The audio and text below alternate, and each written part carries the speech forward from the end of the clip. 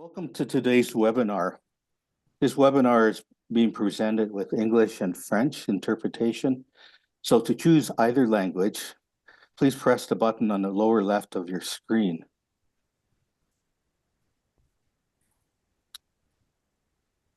And my name is Gayupika Bearchild, and my English name is Harley Crowshoe. I just want to introduce a little bit about myself. I come from the Piikani Nation, which is in southern Alberta, as part of the Blackfoot Confederacy. And I am calling in from Banff along the mountains here. So, you know, it's an honor to be here and it's an honor to be part of this webinar. And in just a moment, I'll be introducing today's panelists. But before we do that, I'd like to use traditional protocol and you know, share a short prayer to get us started in a good way so that we can calm our spirits and focus on, you know, why we're here and hearing all hearing the knowledge that's going to be shared by our panelists. So, you know, we'll take that time now. So I'll start off with a prayer.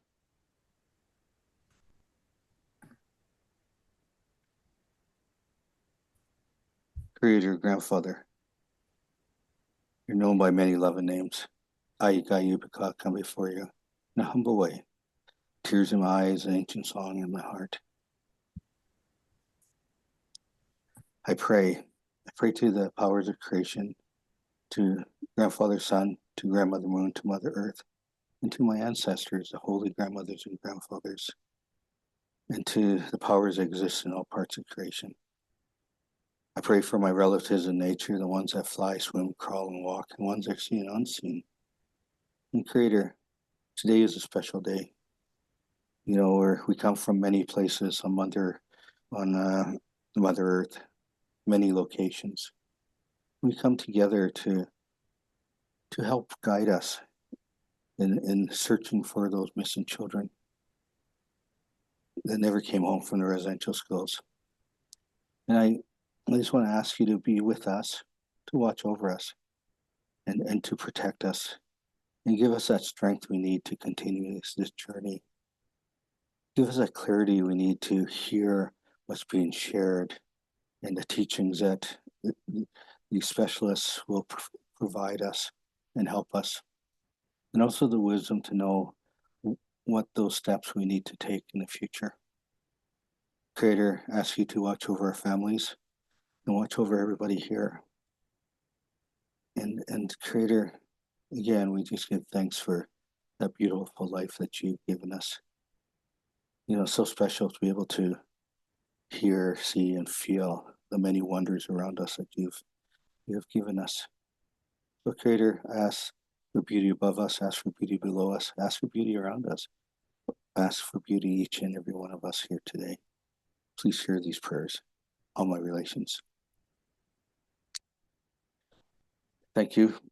And before we continue, I would like to have a moment of silence to give us a chance to reflect in our own way on reasons why we're here today. You know, our common goal of honoring the children who never had a chance to return home, that are still missing. So let's take that moment of silence just to reflect.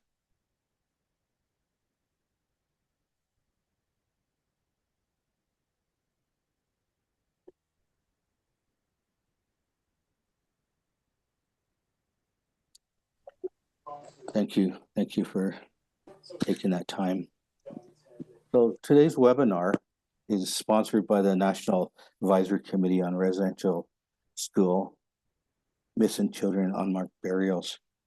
The National Advisory Committee was formed to assist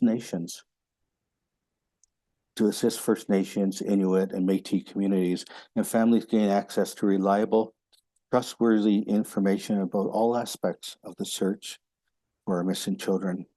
We do this by freely sharing the knowledge of our individual members and by promoting information sharing among our communities that have already developed great expertise and experience to the work that they're already doing. Since you found this webinar, you're probably already seen the advisory committee website, just in case you haven't. The address is nac-cnn.ca.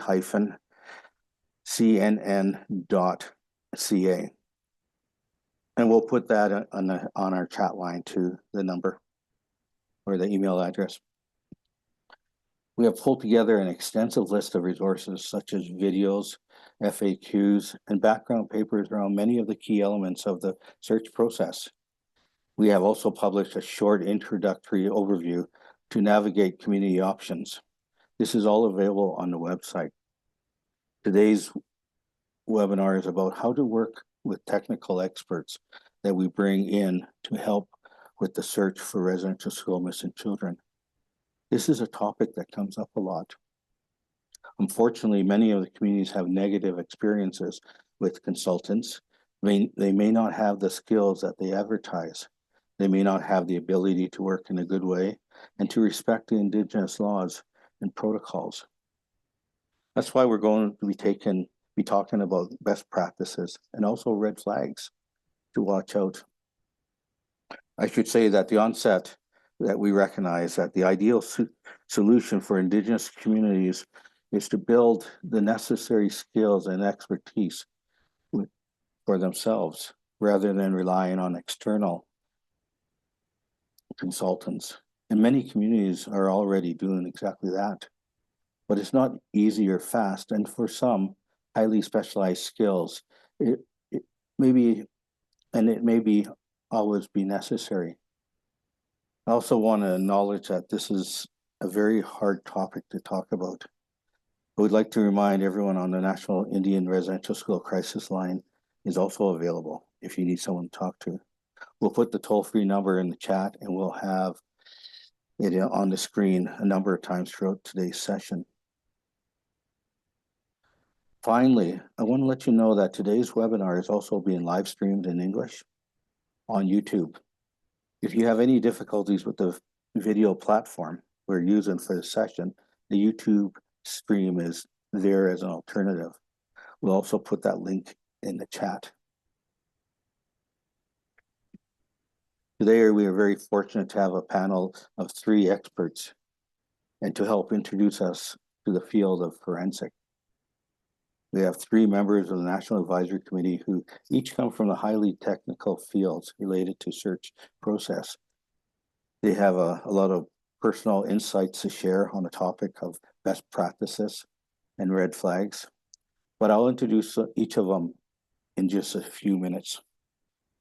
But first, before their presentation, we're going to begin with a short video, an interview with a member of our Guidance Circle of Survivors. And that's Jackie Bouvier, is a Métis and a Dene from Northern Saskatchewan. Jackie is well known for her work as a youth counselor in Vancouver. But today we wanted to have Jackie share a little bit about her family search for their 2 young siblings who died in the residential school. Because we think Jackie's experience will give us a lot to think about in terms of how we should be taking care of survivors in this process and what trauma-informed approaches look like. So the video will run about 10 minutes. So we'll put that on now.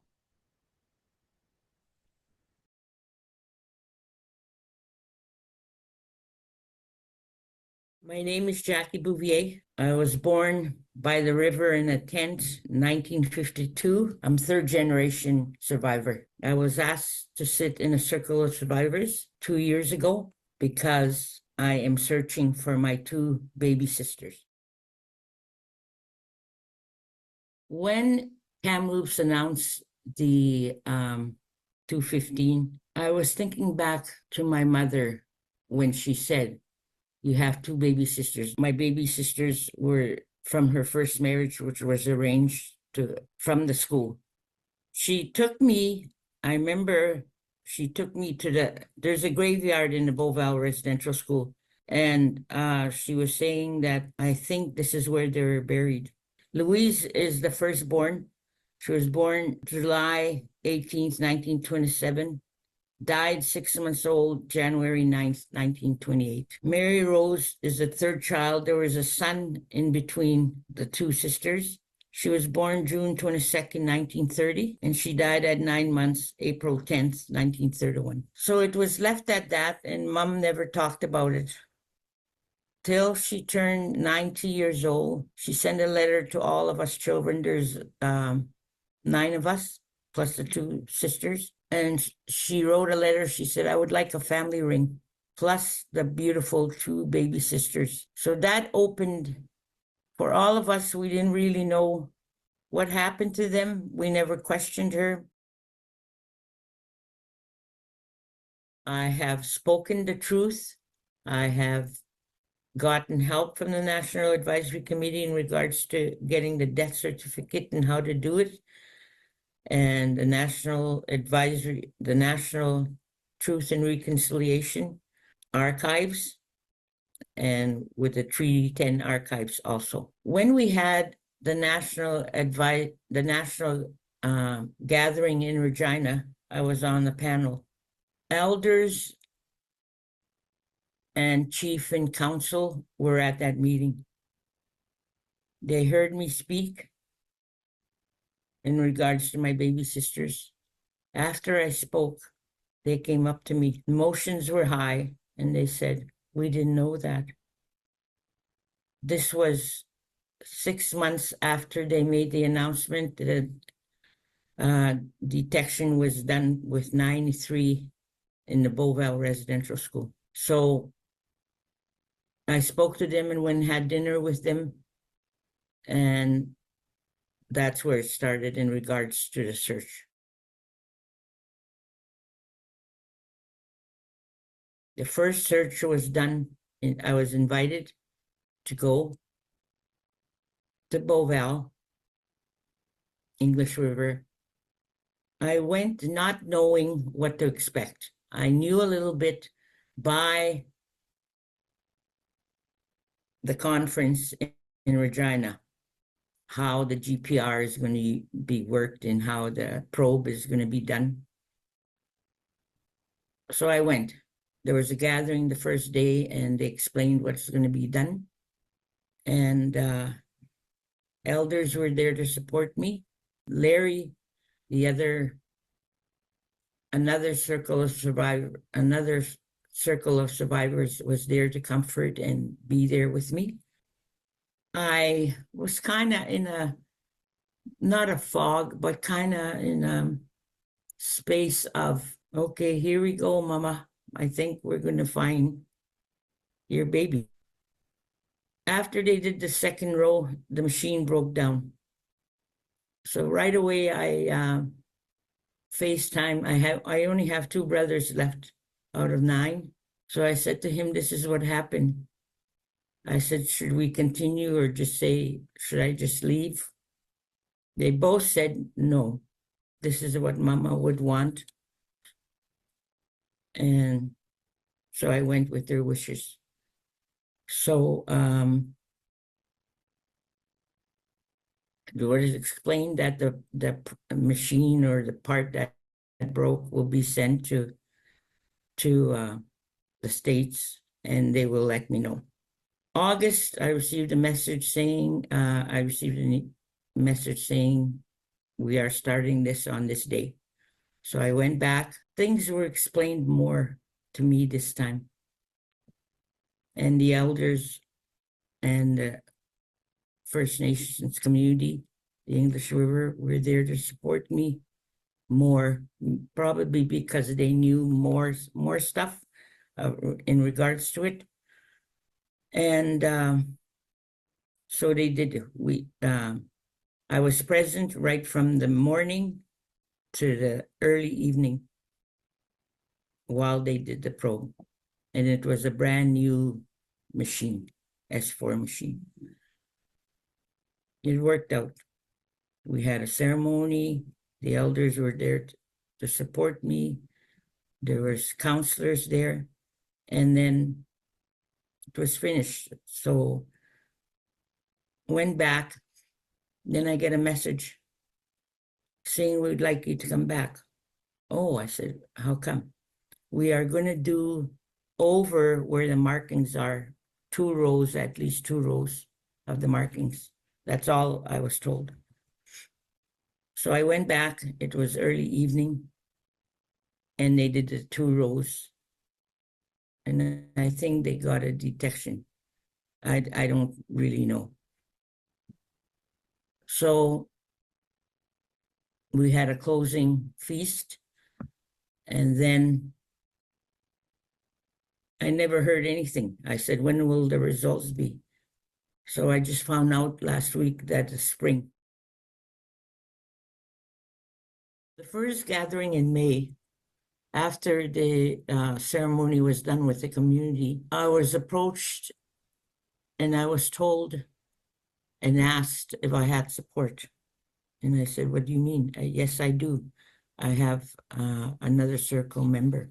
Where the markings are is what I was told, is where we think the heads are.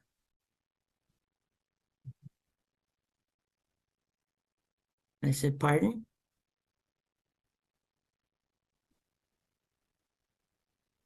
Where the markings are, the flags, that is where we think the heads are. I turned around and just walked away.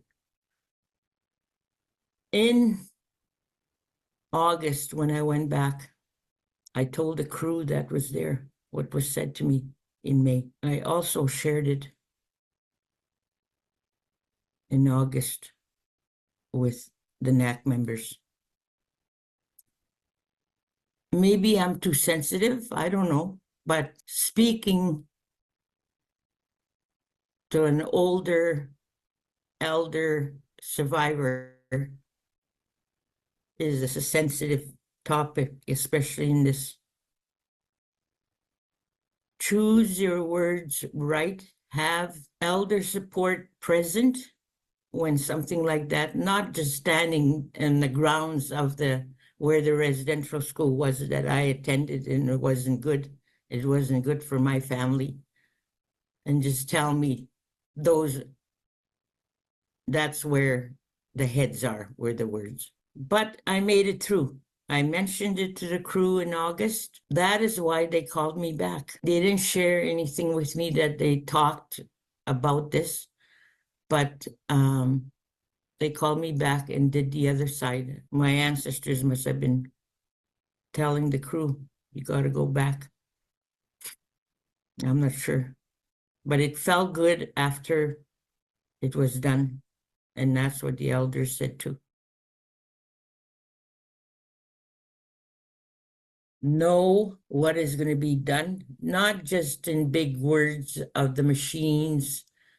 Have support, have elders present, be there for the people that are going through who they think are buried there on the unmarked burials.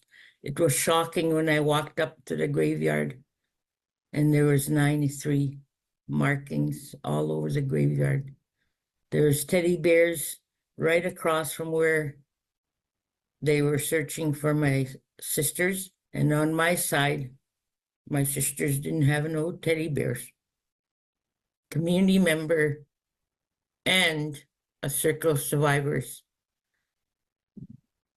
went and got teddy bears and put them down. So my baby sisters have teddy bears there. And it put comfort to me, even a little teddy bear.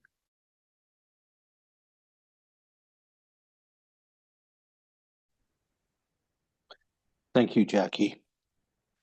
We really appreciate Jackie's willingness to tell her story. I'm sure our panelists will want to pick up and comment on what she shared.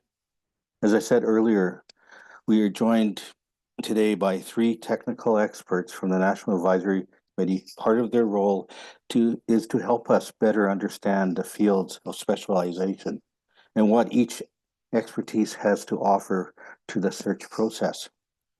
Our first speaker is Keisha Supano. Keisha is Métis and the director of the Institute of Prairie and Indigenous Archaeology in Edmonton, Alberta. She is the founding chair of the Canadian Archaeological Association Unmarked Graves Working Group and a member of the Alberta Knowledge Network for Unmarked Graves. She has been involved in numerous ground searches. And just to let you know, her expertise is sought after by a lot of communities. After Keisha, we will have a joint presentation by two committee members from different fields of forensics. Kona Williams is Cree and Mohawk and is a forensic pathologist and a coroner. Kona is the First Nations liaison for the Ontario Forensic Pathology Service and a co-chair of the Indigenous Health Committee of the Royal College of Physicians and the Surgeons of Canada. And the third expert we have is Emily Holland. She is a forensic anthropologist. Emily teaches at the Brandon University in Manitoba. Her areas of specialization include the science of recovering and identifying the remains of children. She has also been involved in many search activities. And we'll start off with Keisha to start this off. And we will be taking questions after the presenters, all three presenters have finished. So I'll pass it over to Keisha. Thank you, Harley, and thank you for the opening prayer and grounding us in a good way. And thanks as always to Jackie for the willingness to share her story. Tanse kisha supernant egwa awasa kapiki witahat natsikatsan the mishkuti wiskaigan no chinia otipamisi waknia. So as introduced, I'm Dr. Keisha Supernant. I was gifted a name in Cree by Gilman Cardinal, which is She Brings the Children Home. And I'm grateful to be here to share with you some of my knowledge around what to do around ground search preparation and some things to look out for when working with outside folks. And I'm coming to you today from Miskatchewan, which is Edmonton, Alberta, in Treaty 6 territory and the Métis homeland. So when considering how to search for missing children, there are a number of things to begin with that can be really valuable to help set the stage for the ground search. So my presentation today is going to focus primarily on the things that are very useful in preparation, the things to consider when actually carrying out the work, who's involved in what ways, and then what to do once the search is over, what you should expect around the return of data and information to your community.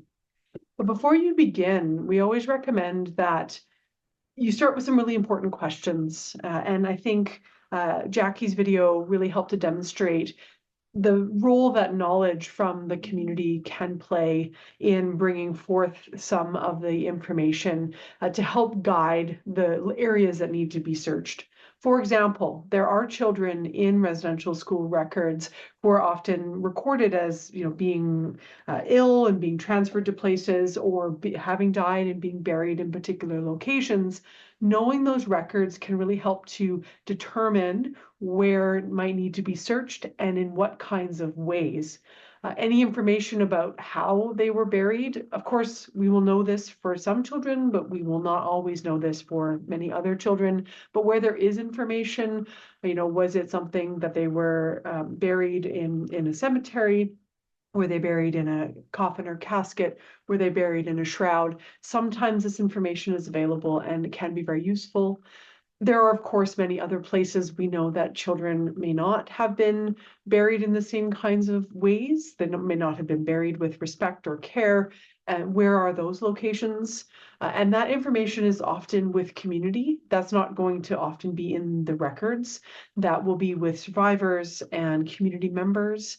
Oftentimes, members of the community will also have encountered suspicious things in their time in the community, whether that be, digging a sewer line or encountering other kinds of bones that might need to be identified. These are things that community members can contribute to. And then, of course, where do survivors want to look? Because many survivors, as we know, have a lot of knowledge around children who went missing or a lot of questions that they deserve to have answers to. So this information is found in written archives, survivor testimonies, and community knowledge.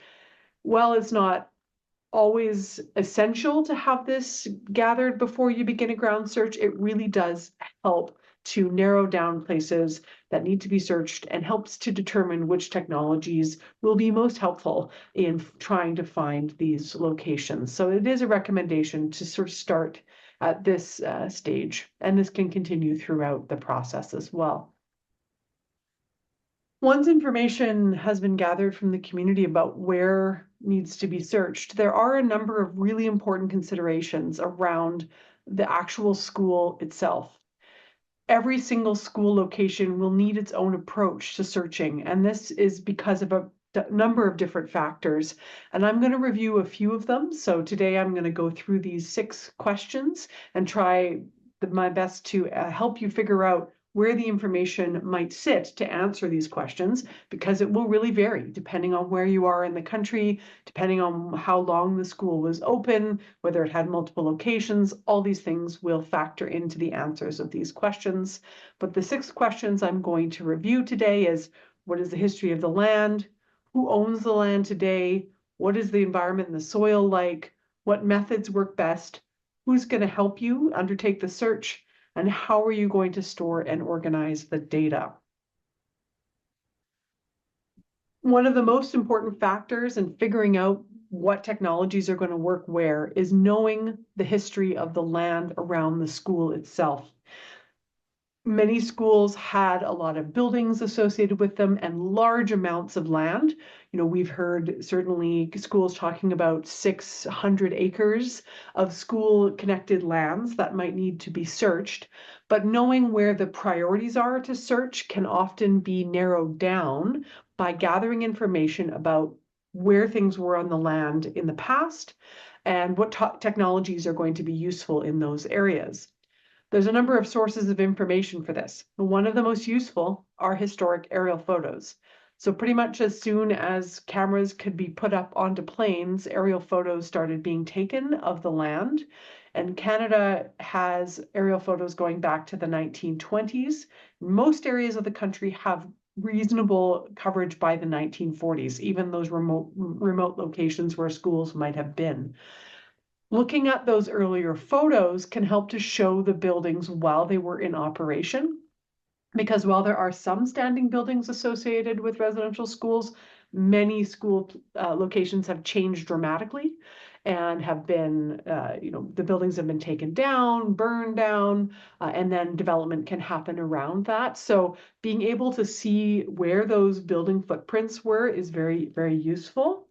And also knowing that information can sometimes help survivors.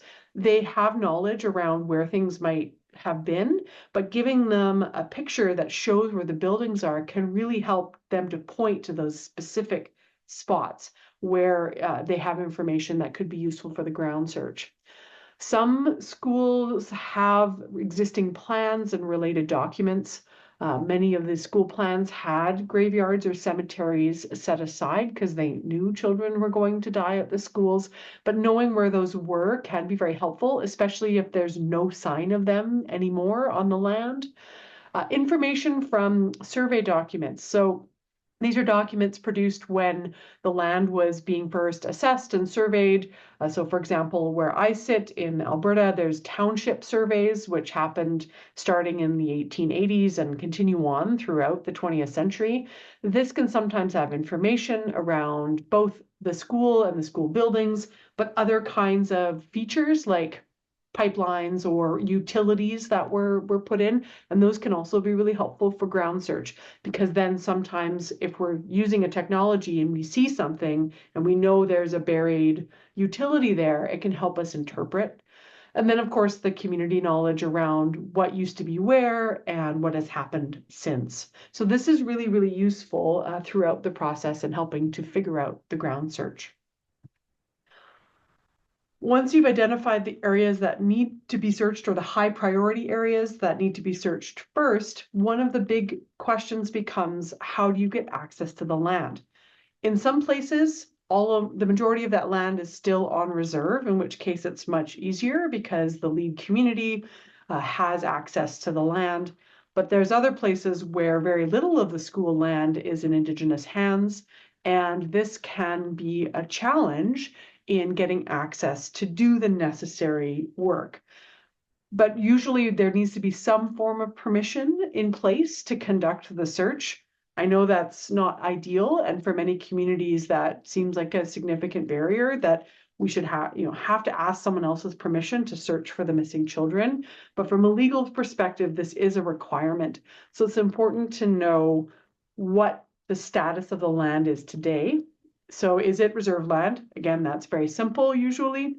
Is it federal land? Do you need to ask for permission from a federal agency of some kind? Provincial lands, which again, you need to approach the province for some sort of land access agreement. Is it in church hands, in which case the church becomes the person who needs to be approached for access? And then there's private land. And I personally have worked on all of these in the searches that I've done, and they do all require different kinds of permission. So knowing what that looks like and knowing how to find out that information can be really important. Sometimes if you have a lands department in your community, they may be able to help you with figuring out aspects of how to access information about the land, or also just contacting, usually provincial bodies of some kind will have lists of land title and who owns what. And so this is just a map on this slide of the private land, crown land, and protected areas in Alberta, for example. And I was able to find this through public searching. Another important piece of information, and this is getting a little bit more into the technology conversation, is what is the soil like? And again, over a 600 area school site, the soil might vary significantly, but there are broad patterns throughout the country that certain areas of the country are certain types of soil. And this can be important because not all technology works well in all types of soil. We all likely have heard a fair bit about ground penetrating radar.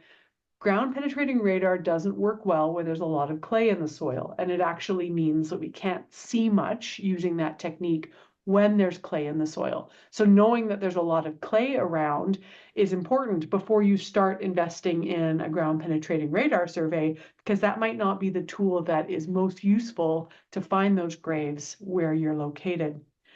Also knowing the history of disturbance. So coming back to that question of land history, once the school buildings are gone, what's happened since?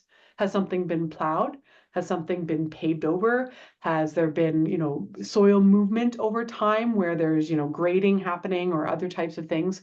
All of this will really matter in how you approach a ground search, because they will change how graves might be visible, even if they were present, or burials might be visible. So this is really important to know prior to getting started in the survey. The ground search itself. And then are there different sites that have different soil conditions? Water also matters, so having a high water table can also be a challenge for something like ground penetrating radar. And I've worked at a school context where right by the school, the ground penetrating radar worked pretty well, but in a nearby cemetery, which was like less than half a kilometer away, it didn't work at all. So there can be really local differences that also are important to try to understand. There's information about soils that again, is publicly available, but this is also a question to consider before jumping into a full-scale survey. The next question then, okay, you know where to search, the general land history, how to get access, and what the soil's like. Then the question becomes, which technologies are useful in the places that you want to look? The big thing to know here is that these different methods will work in different environments. And my number one recommendation for this is testing. So my team, we do something called an assessment, meaning before we say we're going to come out and do a phase 1 search, for example, we bring out the tools that we're hoping to use.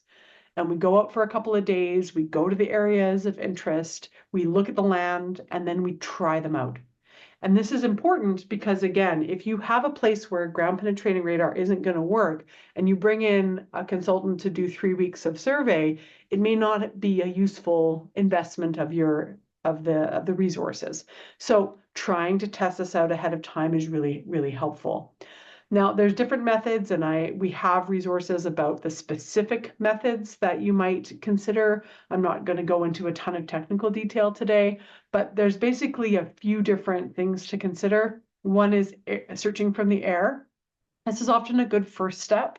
So in addition to those historical aerial photos, which can be over the past 100 years, there are new ways to search from the air as well, including things like LiDAR, which is basically firing down a very concentrated beam of light at the ground and trying to create a surface map. That is one of the methods that can be used. There are other aerial methods as well. These are usually only best for looking at the surface. So if there isn't anything on the surface that could indicate a grave below the surface, this might be something like a depression in the ground, then these methods are usually not as helpful, but they can narrow down large landscapes and say, okay, here's an area we need to start by searching because there's things in this data that say there could be something here. A lot of the searching that's happening is right now it's happening on the ground. And this is where you have these geophysical methods like ground penetrating radar, other magnetic methods that are really trying to map what's happening below the ground by running some sort of machine across the surface. And there are a couple that are coming on board now, which are looking below the surface by doing some sort of probing. But in general, the ground searches are designed to find potential unmarked graves by making sense of the properties of the ground itself. So what actually is the ground is made of, where the disturbances are, and that kind of thing. And then there's a lot of interest in searching in water bodies. And we know this, and we've heard this from many, many communities. This is a tricky space to search with the kinds of methods that are used for searching the ground. And this is because the ground methods are best for looking for grave pits, right? We're looking for the shape in the ground that could be a grave. We're not able to identify bodies or bones from the types of methods we're using right now. But if you're searching in the water, you're not looking for a burial. And so the way you search the ground is not directly the same as how you search the water. And this is something that, we're still working on and connects very closely into some of the forensics methods that my colleagues will be talking about later. And like I said, site assessment is my #1 recommendation here, working with a trusted partner to come in and test things out so you know that they're most likely to work in the area that you have to search, because every school is different. When you are thinking about then conducting the search, in an ideal world, every community would have the capacity to do this themselves and access to the right equipment. That is not the case for many communities these days. And while we want to work toward that, can't necessarily always wait. So some things then to consider when actually doing the search, that searches must be done by trained specialists. Where possible, community members should be trained alongside to conduct searches, but again, that's not always possible. Using these methods requires specialized training. It is, in some cases, relatively easy to train someone to use a ground penetrating radar machine, for example, but to actually be able to take that information from the search and make sense of it takes a lot more training. And there are a lot of folks out there, especially early on after Tecumloops made their announcement, who said, oh, we have a GPR, we know how to do this. Now, these things are not the same because knowing how to use the machine versus knowing how to locate potential unmarked graves, how to do that in a sensitive and trauma-informed way, how to communicate that to survivors and elders, that is not something that a lot of these contractors knew how to do.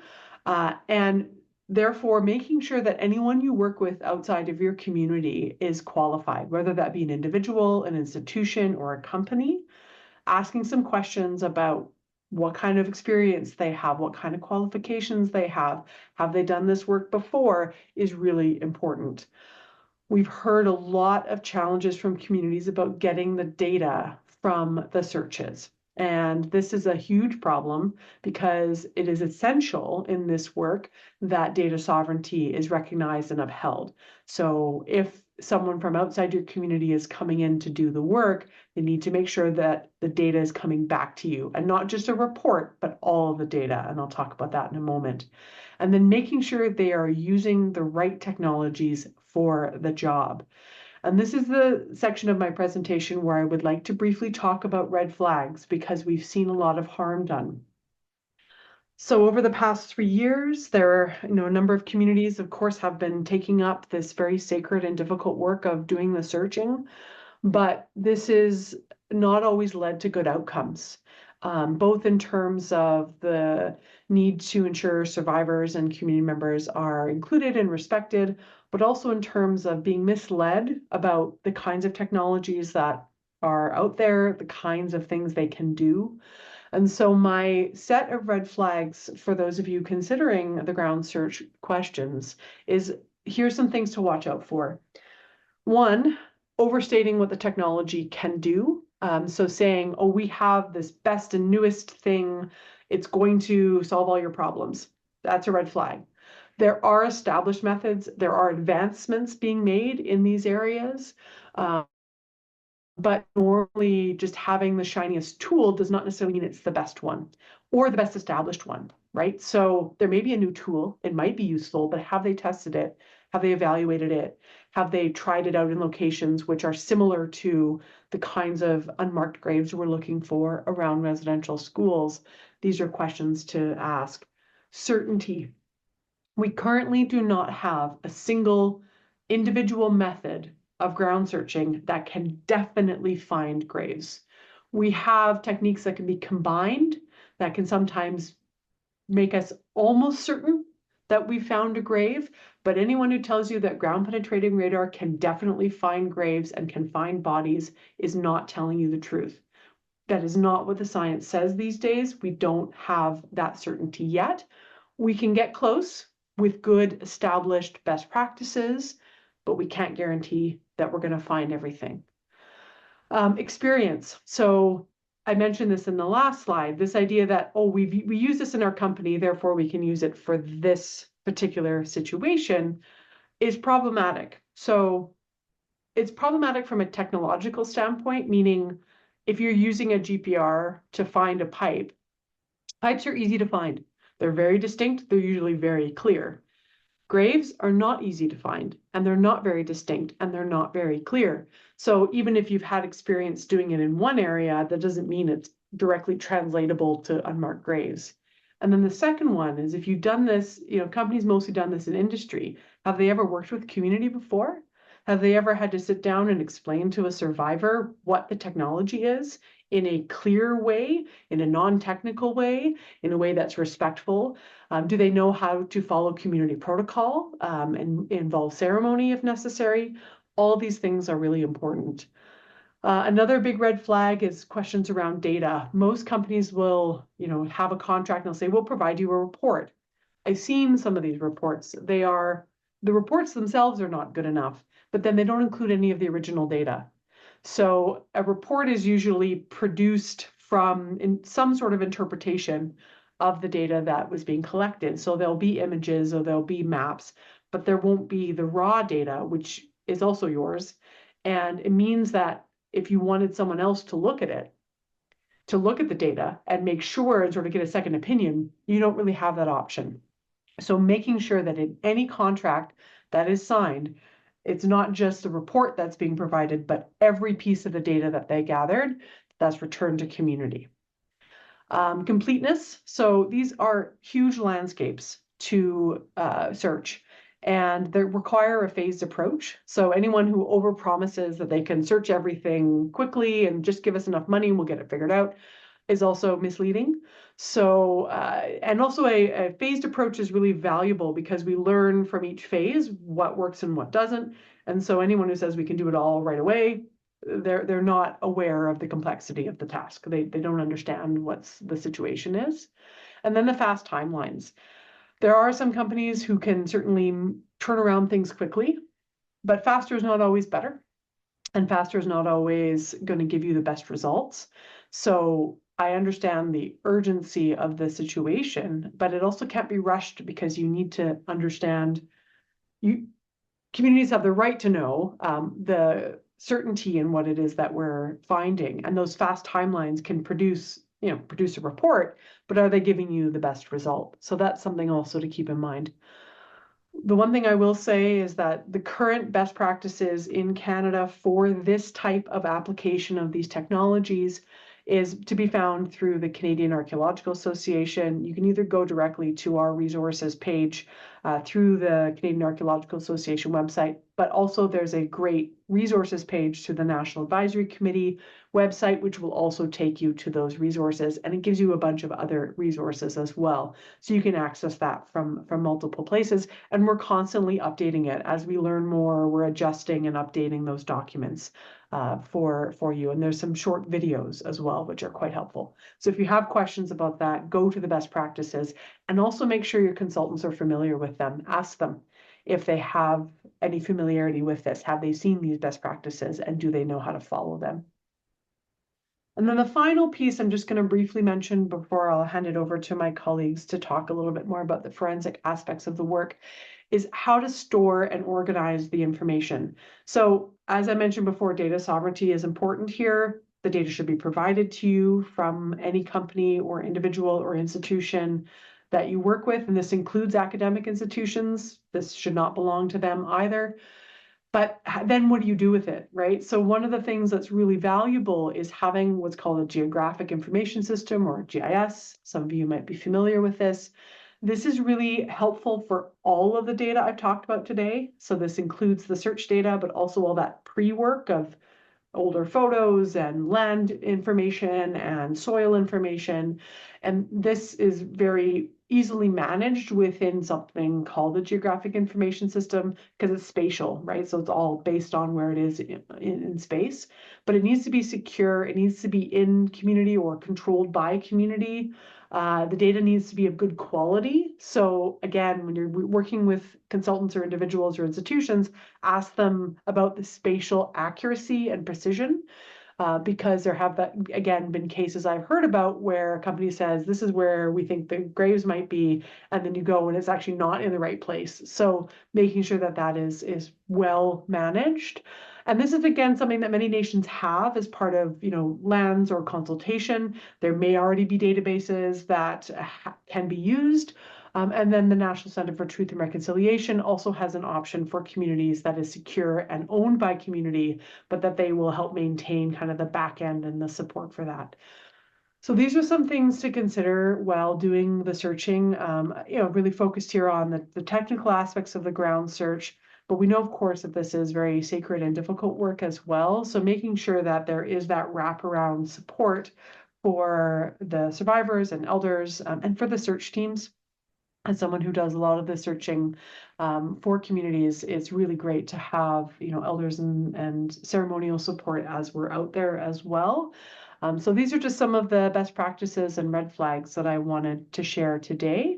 So I'm going to pass it over to my colleagues to talk a little bit more about the forensics, and I'll look forward to answering your questions when the presentations are done. Hi.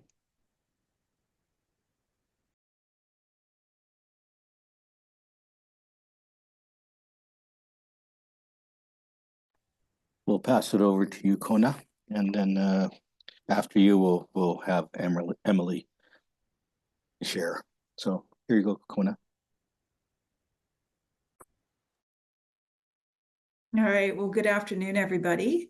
And thank you for joining us this afternoon. I do want to say thank you to Harley for sure for bringing us together, and to Jackie for sharing her story. That was, a difficult thing to hear. And certainly there's a lot that we can learn from her experience, and a lot that we can certainly do better. And then thank you as well to Keisha for sharing all that information. It ties in perfectly with what we're about to discuss. So this presentation will go over some of the scenarios and some of the aspects of what can happen, or what shouldn't happen when you actually put shovels to the ground and start looking for human bones. And this is just so that everyone knows, this is not something that everybody has to do. the information is being shared in order to help others make that decision if this is something that they're thinking about, if nations and families and survivors and communities are considering.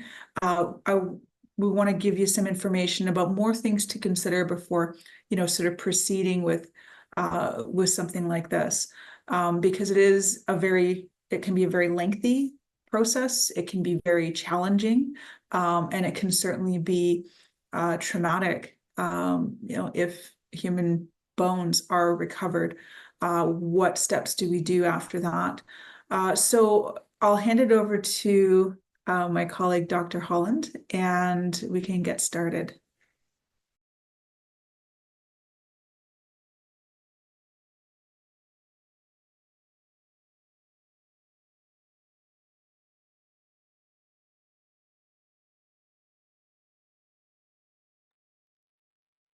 I think you're on mute. I'm sorry, I couldn't find my unmute button. Thanks, Kona. And I wanted to thank Harley for the opening prayer as well. And I also wanted to comment, Harley said, let's think about why we're here. And I wanted to share something about that. I am coming to you from Brandon University right now on the traditional territory of the Anishinaabe, the Swampy Cree, the Rocky Cree, the Ojibwe Cree, the Dene, and the Inuit on the unceded territory of the Dakota Nation, and on the homeland of the Red River Métis. And I want to be here and I want to participate because I want to be able to use my expertise to help you. I want to be able to help Indigenous communities across this country do the work in the way that they want, and make sure that they have the information that they need to make their decisions. And so I want to say thank you for having me. I'm excited to be part of this group presenting with you today. And Keisha started this conversation really well for us. And I wanted to point out too that Keisha uses her language very specifically. She says potential unmarked graves. She's very clear about what technology can and cannot do. And those same kinds of things apply in the forensic context. It's really important that if you're going to work with an expert, that you have taken the time to think about, well, what do you want to do, right? What is it that you seek to learn, and how can the experts support you in that? So imagining if you've been working with a ground search and you've identified a number of these potential unmarked graves or reflections, what do you want to do next? And Kona and I will be talking about that, about some of your potential next steps. And as Kona can comment too, experts can be scarce. We wish there were lots more of us, but it can be difficult to find the right people to do the work. Another part of this, particularly when working with the potential of recovering human remains, there are different licensing or mandates provincially across the country and territorially. We don't have the same medical legal system. Kona's working in a coroner system. In Manitoba, we have a medical examiner system. While the premise, the underlying components are the same, some of the specifics are a little bit different. And not every expert has any information or relationship with residential schoolwork and the importance and sensitivity associated with the search for these children. So how then, and Kona, of course, can jump in at any time, how then do we choose your expert? And Keisha talked about this too. There are a lot of people in academic institutions that have expertise that you can draw on, but we want to make sure that they're there to support you and not for the potential own requirements. Sorry, just as a side note, I have put a copy of this presentation in the group chat where all the slides have been translated into French. So if you are coming with a French language requirement, we hope that you can follow along in those slides as well.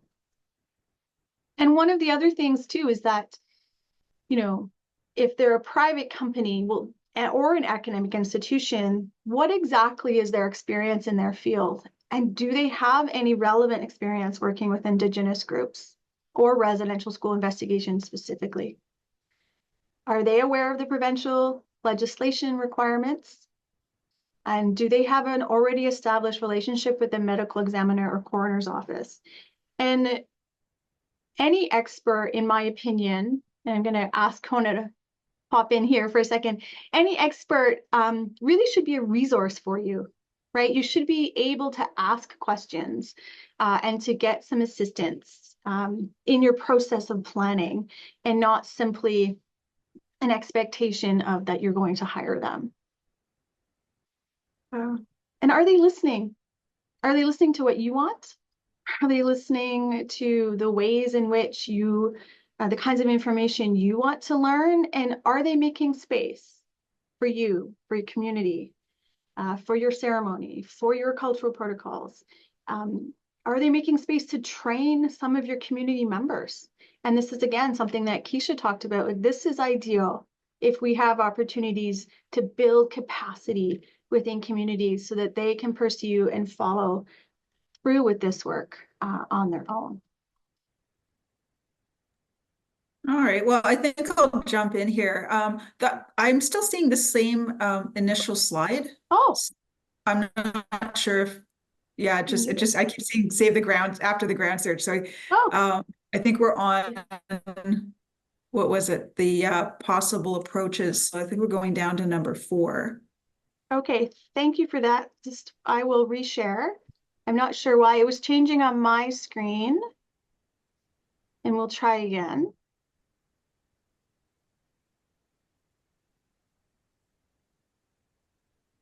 I'm so glad you said something, Kona. It's okay. Oh, there we go. Yeah, so if you go down to number 4, there. This is where we ended? Yes. Okay, my apologies. And I think someone might have put that in the chat, but I couldn't find the chat button. Sorry.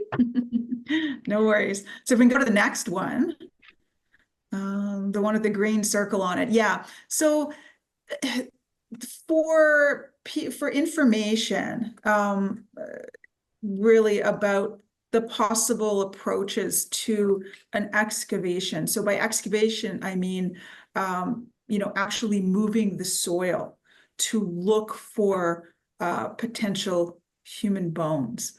And in any of these, possible grave sites. So there's a whole bunch of different, it's not like, okay, we have to either not disturb the soil and that's it, or we have to dig and pull everybody out of the ground if we find anybody, and then, do a full investigation after that. So there's different approaches that are possible. And Emily, you can jump in as well. So, you may be able to just partially excavate, just expose what's there, if there are human bones there, and have a look, make some documentation, whatever that might be, and then cover the bones again and just leave them as they are. So that may be enough for people if it's just enough to know that they're there. You may want to go a little bit further. So what we call, something like an in situ examination, or a partial excavation. And this is where you're going to need your anthropologist, not necessarily a forensic anthropologist, but you definitely need an anthropologist to look at the bones that are there. And just sort of do a little bit more in terms of documentation, like maybe how many people are there, or what their potential, if they're male or they're female, potential ages, et cetera, and how old these bones might be. So these are all the kind of the purview of the anthropologist. We may want to go a little bit further, like who are these people? And that might require examination with identification. So you might need to go a little bit further. And in order to identify somebody, you need samples, not just from the bone, but you also need reference samples. So something to compare, any potential DNA evidence that you get from the bones to DNA from potential surviving family members. So you do need a comparison sample to be able to figure out, who this person might possibly be. And then there may be other, just a wish to go even further and do a full forensic examination. So this would require a forensic anthropologist, forensic pathologist. It would require engaging, quite extensively with whatever death investigation system is, sort of in charge of that in that particular province or territory. So again, they're different by province, medical examiner system, coroner system. And so there will be necessarily that sort of engagement, and because, they will be the ones with the capacity to be able to do this kind of work. Now, this is not an easy job, and it certainly isn't, it's not something that can happen overnight. This is, for all of these, it takes a long time. It takes time to carefully document. There's a whole process to do this that, it can take a whole season, it can take a year, it can take many months. So it's not something, again, that happens overnight. So why don't we move on to the next slide? I think Emily, I'll hand it over to you again. Okay, thank you. And I wanted to follow up a little bit on that partial excavation and in situ examination that Kona was referring to. And I guess it depends, again, on what is it that you want to know, right? And making those decisions ahead of time. And we, as Keisha pointed out, that there's no guaranteed technology to tell you if there is a person in that potential grave. The only way is to excavate to confirm presence. And that is a difficult thing to consider, right? How do you make that a plan? And then how do you plan if you have so many potential graves? And how do you plan that maybe all of them contain individuals, right? And so it's thinking about the end point and what is it that you want to learn. And so for that partial excavation, we want to be clear that we're talking about, you're just removing the soil. You're just trying to make sure if, is that GPR reflection indicating the presence of a grave, first of all, so an actual intentionally constructed place in the ground, or is it reflecting off something else in the soil? And it might be possible in the in situ examination component. So if you expose the individual and you've decided you want to know preliminary information about them, it might be possible to do, as Kona said, these in-field assessments of the age of that individual and how long they have been there. And again, it is possible to take samples of teeth and bone for DNA. And this is another hard conversation to have because this is a destructive process. Teeth from these individuals need to be removed and a sample of bone needs to be taken. And that's the only way we can get DNA from the individuals in these places. And thinking about that and how you can approach that also in a sensitive and culturally appropriate way is really key. And then you can cover them back up. You don't have to take that whole individual out, exactly like Kona was saying, but there's documentation, you know where they are. And then with that information about DNA, you can figure out hopefully who they are. And then you can put in the appropriate potential grave marker that you want for that individual and create a comprehensive map. And thinking about mapping the space, documenting the space can be really important for processes of commemoration and how that space then can be protected in perpetuity. The one caution I would say is that in situ examinations where we don't remove the individual can be limited, which why when Kona was talking about a full examination, a full exhumation, a full examination allows for further collection of information that we don't get in this in situ examination. So for the full exhumation, this is the removal of an individual from their grave, from their resting place. And again, I want to acknowledge that this is a hard thing to consider. The other thing that needs to be considered in this process is that, you can't necessarily just do it for one person. If you're choosing a method, it has to apply across the board so that everybody can be identified. And that's another difficult conversation. This would also include documentation of that particular site where you are and that grave, but then also considerations of, well, where do they go?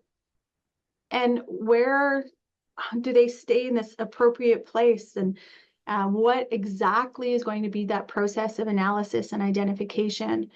And that has to be established early on. And also making sure that the limitations of any analyses are well understood, because just like there's no perfect technology for identifying individuals in the ground, we have limits in what we can do. And especially when we're talking about in someone's skeletal remains and what might be their cause of death. And there are a number of causes of death that never have anything to do with someone's bony tissue. So that's something else that needs to be understood, is that a lot of people want to know what happened to these children. And we might never be able to say specifically for each child exactly what happened. And then continuing that idea of skeletal analysis and DNA, they can go well together. But if you only want one, then you have a right to say that. This has to be about what you want. And there are ways to work with your coroner's office or your experts to collaboratively come up with the best system that works for you to answer the questions that you have.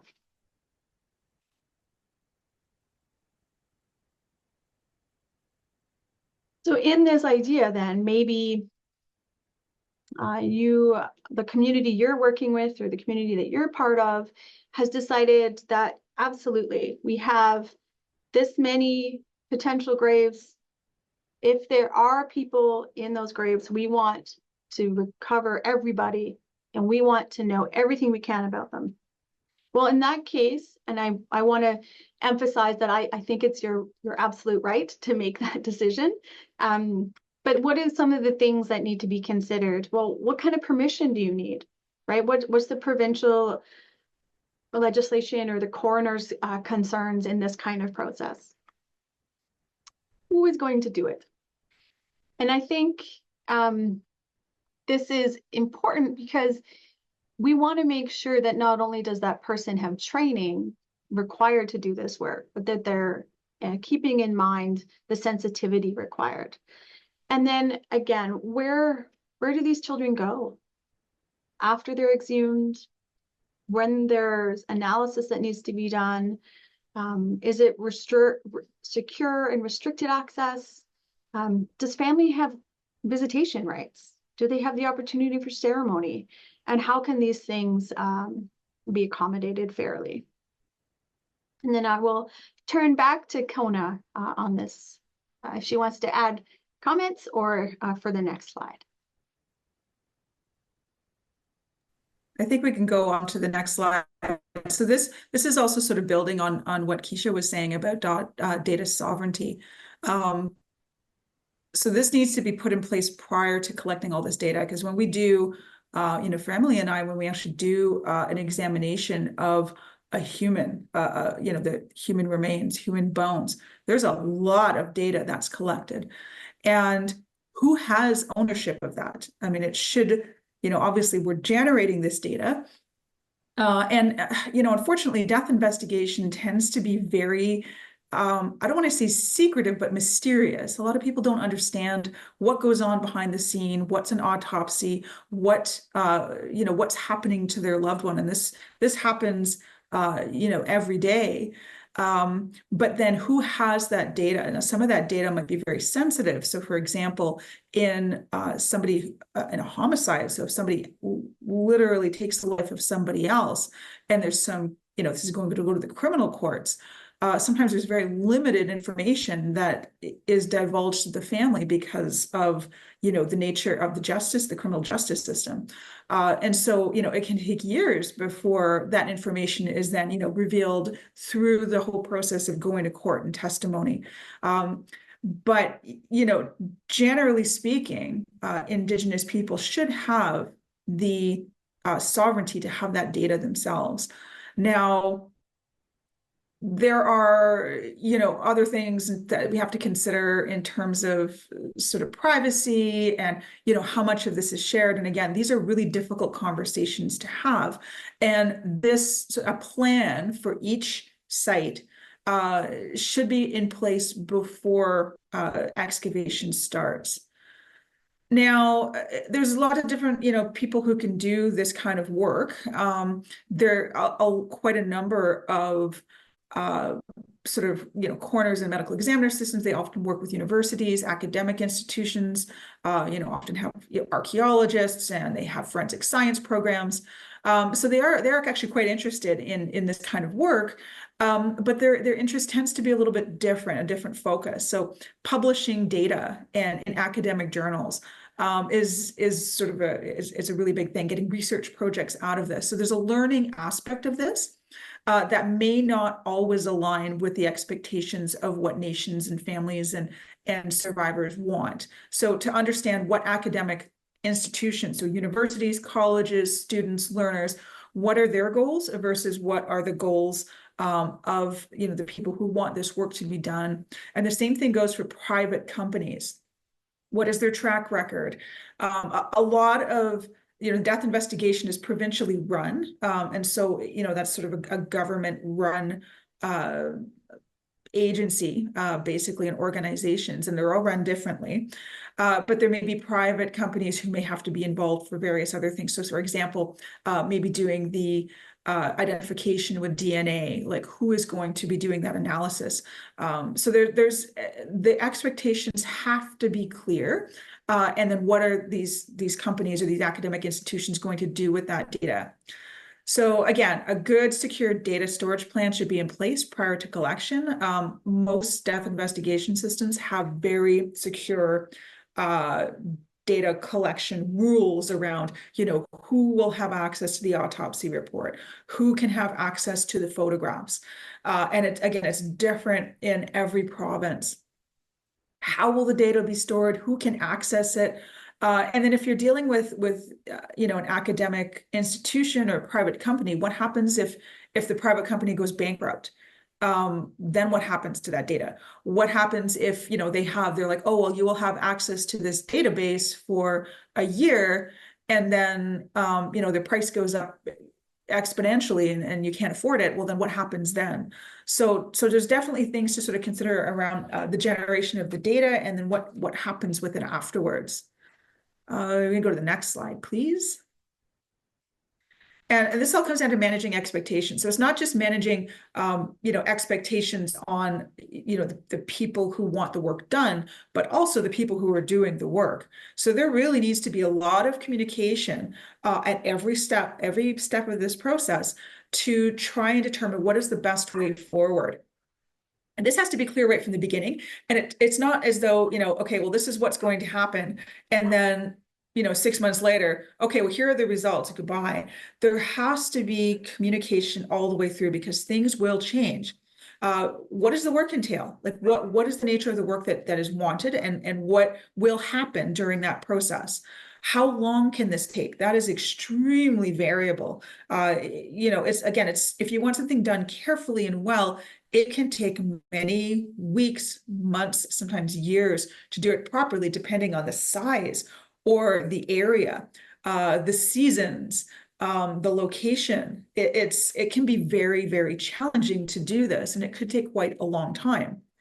What resources are required? So not just equipment resources, but human resources. Again, there are not that many of us who can do this, and we're also busy doing our own everyday job.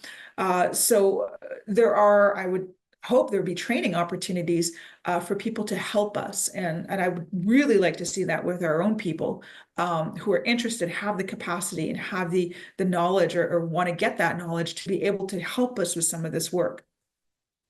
What results can be expected and when? I guarantee you that is going to change during the course of any excavation, any exhumation. We just never know what we're going to find when we start looking in the ground, and then we don't know how long this process can take, especially if it's a forensic investigation. The legal system itself can take years and years and years for that to go through. And then how will the results be communicated? Preferably, it would be every step of the way. And, in person or, live, whatever, and definitely have somebody available who can describe what's going on and explain what's going on in plain language. Because as soon as you start using a whole bunch of medical or scientific jargon, it doesn't really help anybody. And then at the very end, if it's like, well, we didn't know that that was happening because it wasn't explained properly. And, as scientists and physicians, we get very excited when we start talking about what we do. And so we can sometimes get a little bit carried away with the language and what we're saying. So it's really important that we have that communication ability to be able to say, okay, we need to be able to explain this in a way that's everybody can understand and that everybody is on the same page before we move forward. And as we've said before, be very careful of anybody who promises 100% results or very fast turnaround time. This is not a fast process. And, the reality is we're probably not going to find all of the grave sites. We're probably not going to find every child that, has been disappeared, has gone missing. We're probably not going to be able to identify everybody. We're certainly not going to be able to provide, an accurate, cause of death. When we're dealing with bones, I don't have a lot of information from my part in terms of tissues. So if there's no heart, if there's no lung, if there's no brain, and if there's no story to be told on the bones, I have very limited ability to say, well, this is exactly what happened to this person. So for example, if somebody, died of pneumonia, so if they died of an infection in their lungs, but I don't have any lungs to look at, I'm not going to be able to say what happened to them. And the cause of death in that case will likely be what we call undetermined. It's just because we don't have enough information.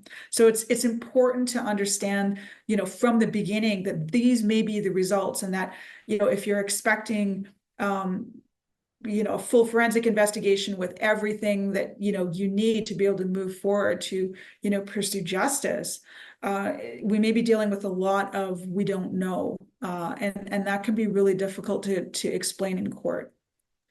I guess we can go to the next one. Okay, so red flags. These are the ones that I could think of. We guarantee we'll find everybody at this site. We never know what's going to happen until we start digging. We can identify everyone we will find. Oh. No, I don't think that's possible. Exactly. I was like, no. We'll provide a report and cause of death in every case that will answer all your questions. Likely, even in my regular work, I cannot answer every single question that the family has, generally speaking. I can sometimes answer, well, what happened to this person that caused their death? In my routine everyday work, that's my job. That's what I do. But for things like, well, what were they thinking when they were, when they were dying, or what was happening, who was doing what? Those are questions that sometimes I can't answer, or I don't know. So it's important to sort of have that, answer all your questions. What are the questions that we need to answer? That should also be sort of upfront. We have new technology that can give you results quicker than anybody else. I'm very careful with new technology. It needs to be tested rigorously, and it should not be tested on a potential grave site as like the first time. It needs to have lots of testing to make sure that the results are accurate. So if somebody has a new technology and there's like, well, we will test it out on the field for you, and this is great, it may not work the way that you want, and it may not stand up in court. We haven't worked with Indigenous people before.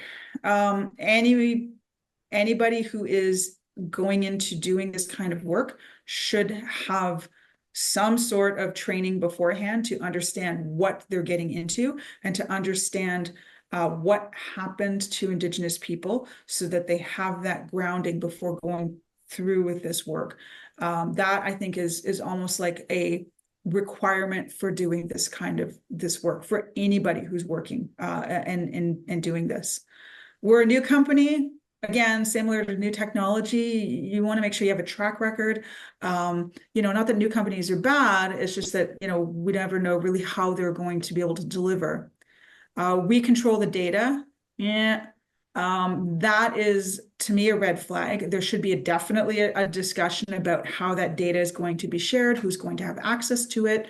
And we'll give you a report at the end containing all the data, but what does that mean?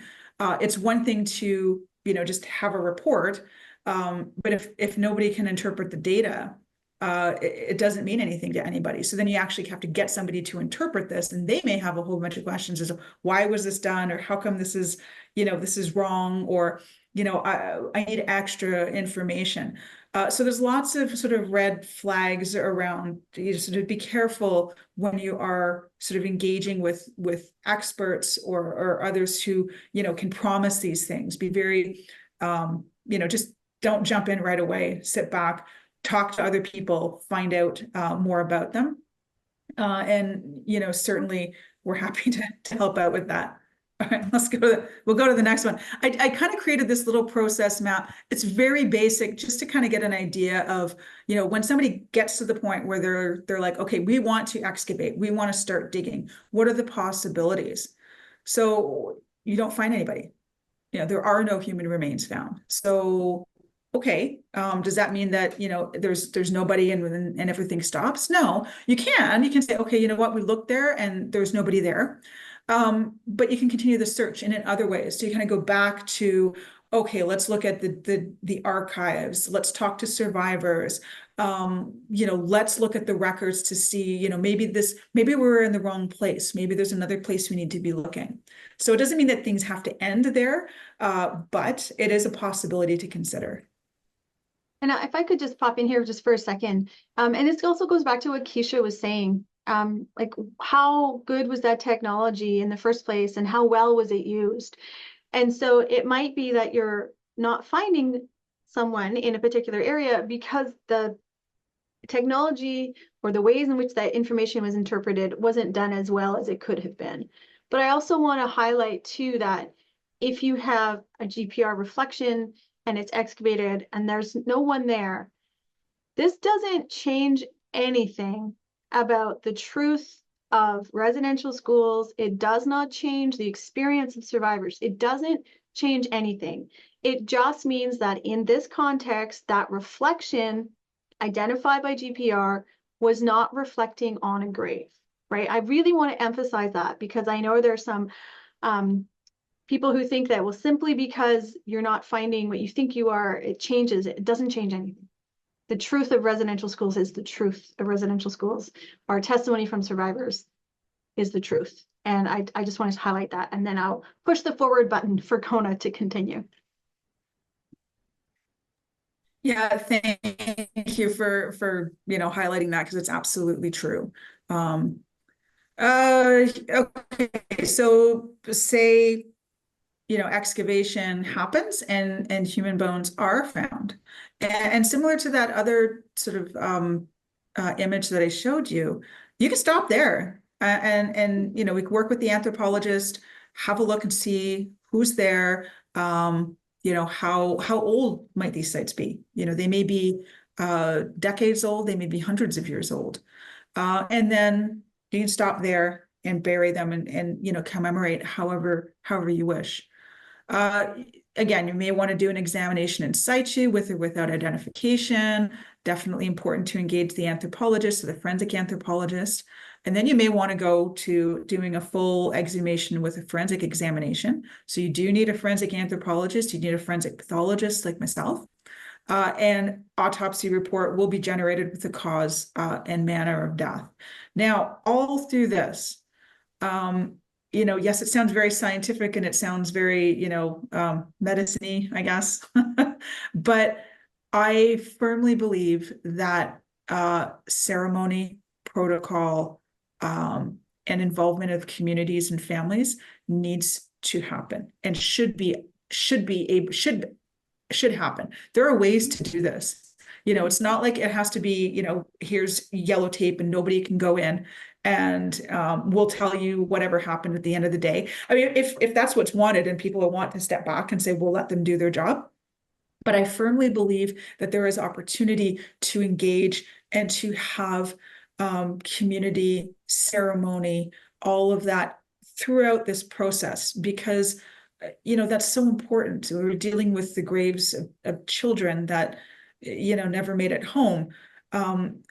It's important to make sure that is facilitated, and that's not something that's typically done in routine, as I said, routine death investigations, like my everyday. This is some sort of relationship that I think needs to be sort of moved forward as we go through this.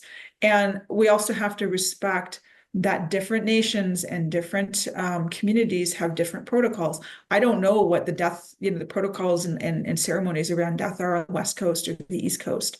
I know even very little of it with my own nations.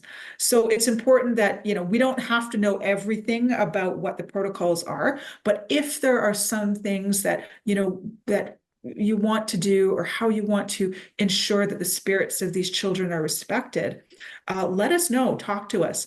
And there's always a way that we can make this work throughout any step of this. So it's not like, we have to do all this and then we stop and then you do, whatever. We can help facilitate, sort of that respect and that dignity and that ceremony throughout this. Now, with the autopsy report, cause and manner of death, that is a legal document that's generated, and that can be used in legal proceedings. So just to have, to be aware of that this can actually move forward into the justice system, because those are legal documents, and the experts who write those reports can then go and testify in court if required.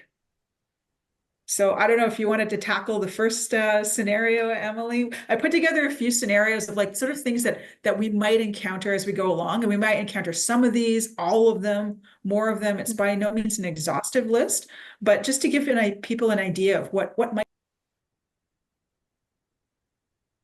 And before we go into scenario one, I just want to echo and second everything Kona said about making space for ceremony. Absolutely, there is always a way. So I would just agree with her 100%. So in scenario one that Kona has created for us, a private company has been hired to excavate reflections that have been identified on a site by GPR. They required $100,000 up front before the excavation even begins. And on the first day, they drop off an excavator. I just want to say no thanks, to be operated by a single person. No excavators, please. But this person begins excavating and then they don't find anything. They leave. The company provides a simple report essentially that says, we didn't find anything in any of these reflections that were identified. They bill you for the remaining balance. And there's no continued conversation. Your phone calls aren't returned and your emails aren't returned. I would say this is a super scary scenario that Kona has presented for us. And sadly, I would say it's possible, because there are some people who think that you can just come in with an excavator and just dig everything up. I would say there are ways to use heavy machinery in a particular kind of way where you can just remove the top layer of soil and see which of your reflections actually show grave shafts. And you could end there, right? That could be it. That's what you want to do. But this is, I think, what we would all be super scared that could happen. And I think the kinds of questions and the red flags and everything that Kona has highlighted, and actually that Keisha has highlighted too, are really important to keep in mind so that this kind of scenario doesn't happen.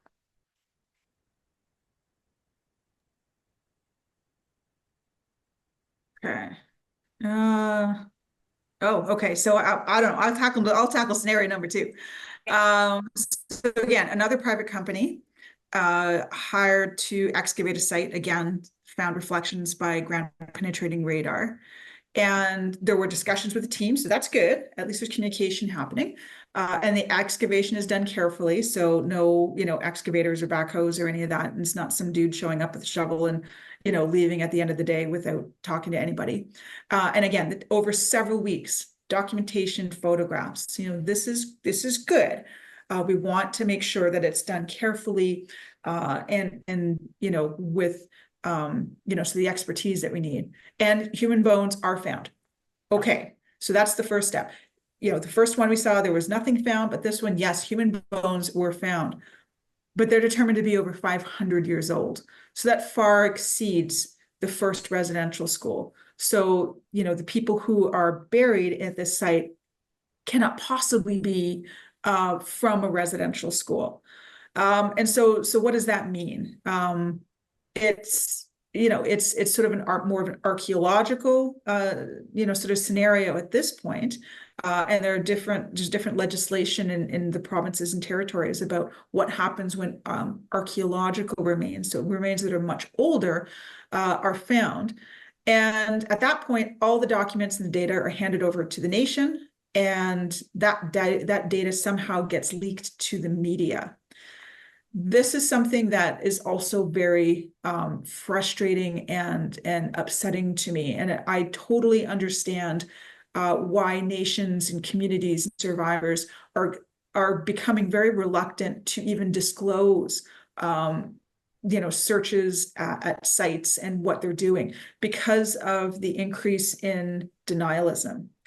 And I see it in social media. Occasionally I go on and just engage in a fight, and I really shouldn't, but it is, fueling this idea that this is all a hoax, and it's not. We know that.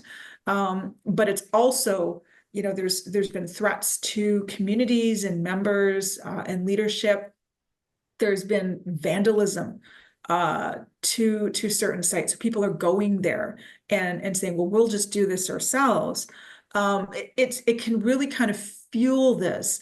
And, I honestly, I'm not entirely sure how to tackle this denialism aside from, just presenting facts and truth. Even then, it just tends to snowball, and it becomes very difficult. It's so disrespectful to survivors. It's so disrespectful to, communities and nations and families who are looking to have to see that.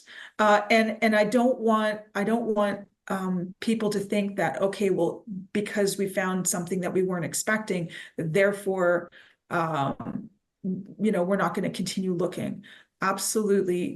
If that's your decision, absolutely, that's fine. But don't let that discourage you. It can be very difficult to face.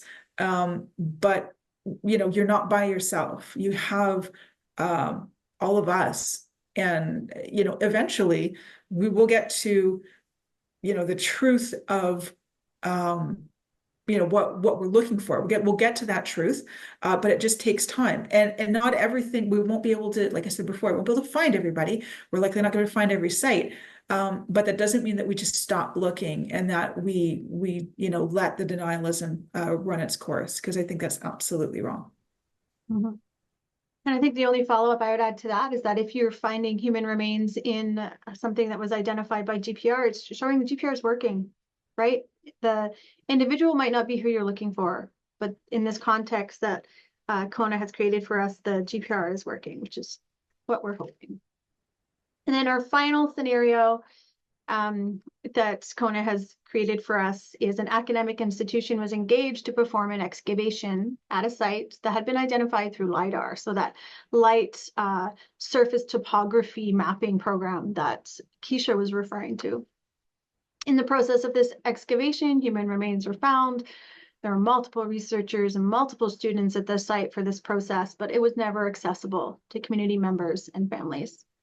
There was no formal involvement of ceremony and protocol, and then this was seen as interfering with the process of data acquisition and exhumation of the site, so they wouldn't allow it.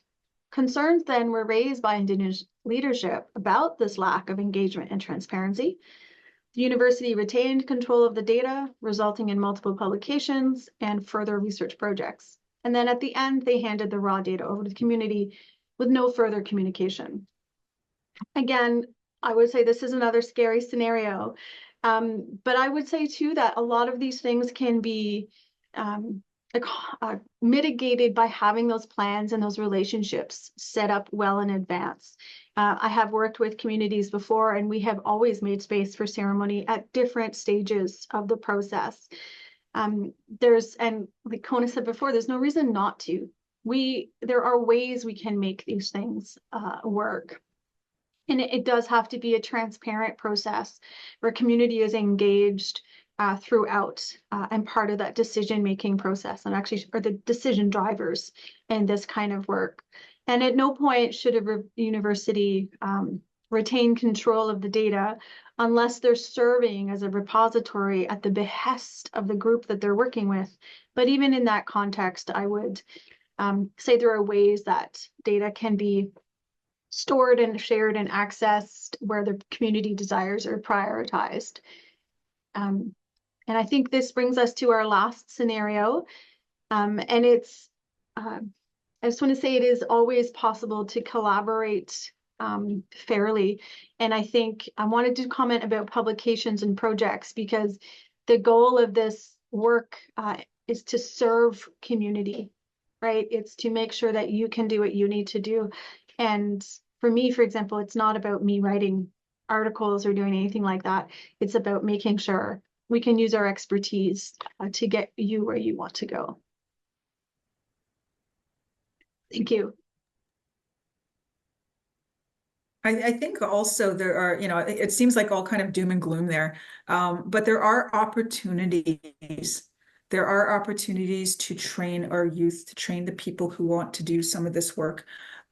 I think that there are opportunities to create new relationships between, you know, some of these institutions, death investigation, Indigenous people, and all through this as well, we do need the trauma support and the care, because, you know, going back to Jackie's experience, you know, it's one thing for me to see death and dying every day, because I've been trained for many, many years to be able to handle that. It's a very, very different experience for somebody who is looking for their loved one and then to be confronted with human bones and death.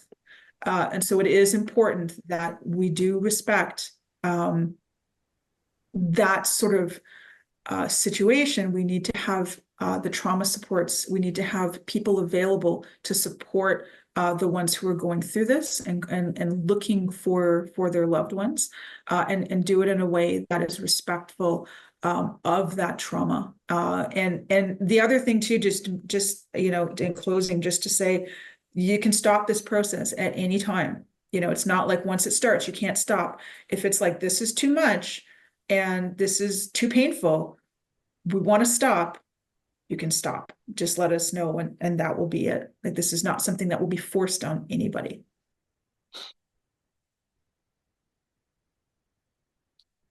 Okay, thank you so much, Keisha, Kona, and Emily. The information you provided was so detailed and you know, really provided a lot of insight and a lot of thought, and also the processes that's all involved in the search and within the forensic side. But before we move on, I just wanted to remind everyone that the National Indian Residential School Crisis Line is available. And we have put it on the chat line, but maybe we'll put it on again, because there's been a number of questions that are coming up. So if you want to talk to somebody, certainly use that chat line, that line to toll-free number to be able to share and be able to talk to somebody for that support. So again, thank you, Keisha, Kona, Emily.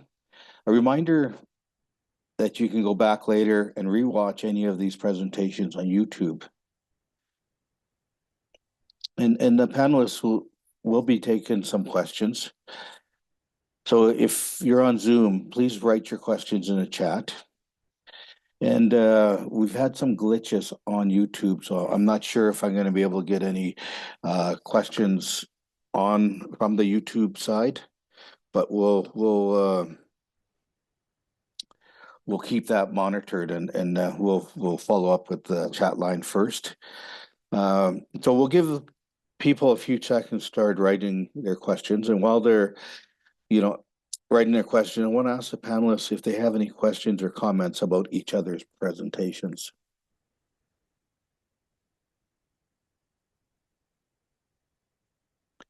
Do you have any questions on each other's presentations or something to clarify even further? I actually, if it's okay, I had a question for Keisha, if that's okay. You mentioned GPR and LiDAR. Could you just speak briefly about some of the other technologies that are being used?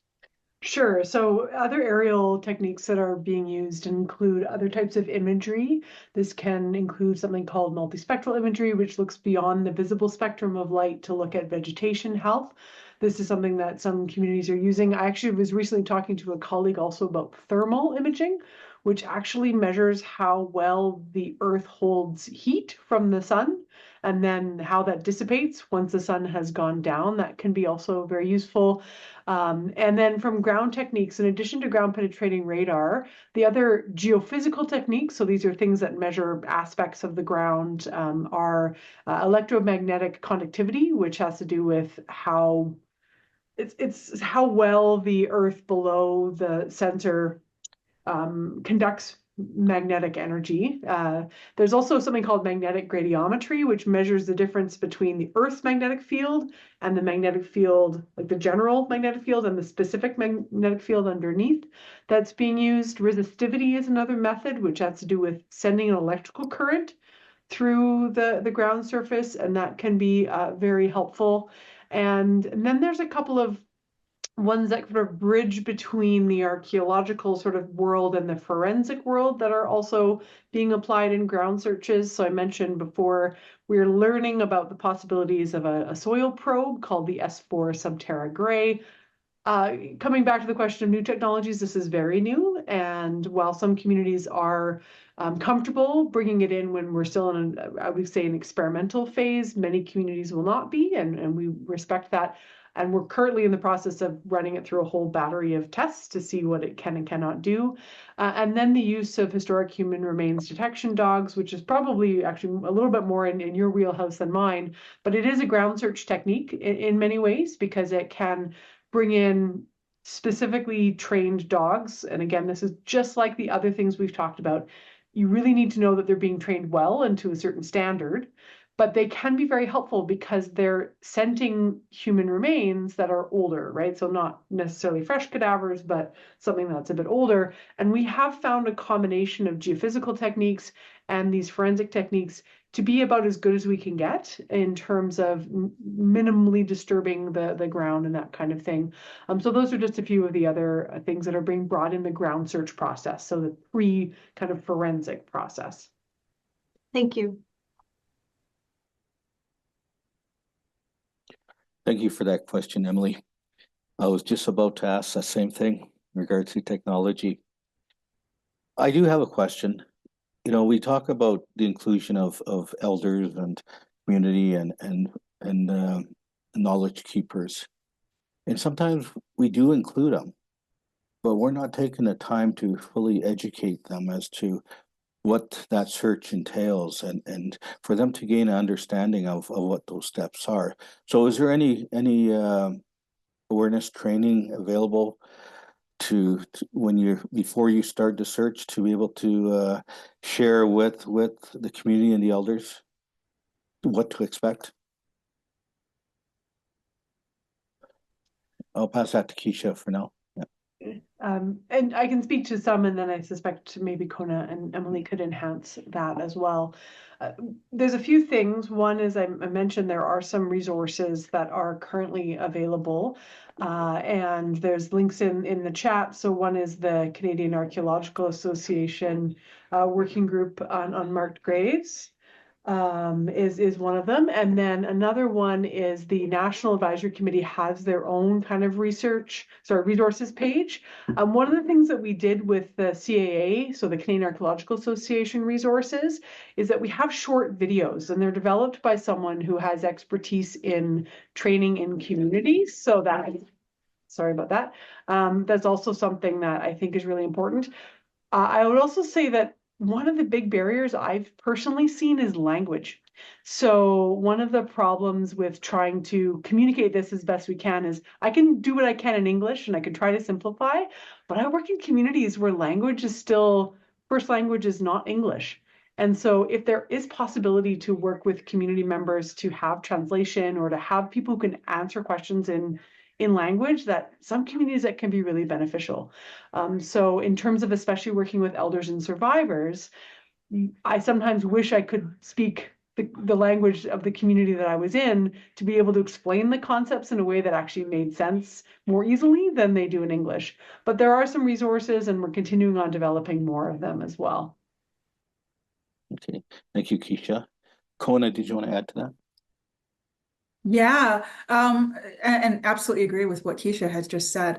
And you know, yeah, I think that we can still, you know, work on developing, you know, short videos or seminars, or you know, making information available to elders and you know, those involved in ceremony and survivors.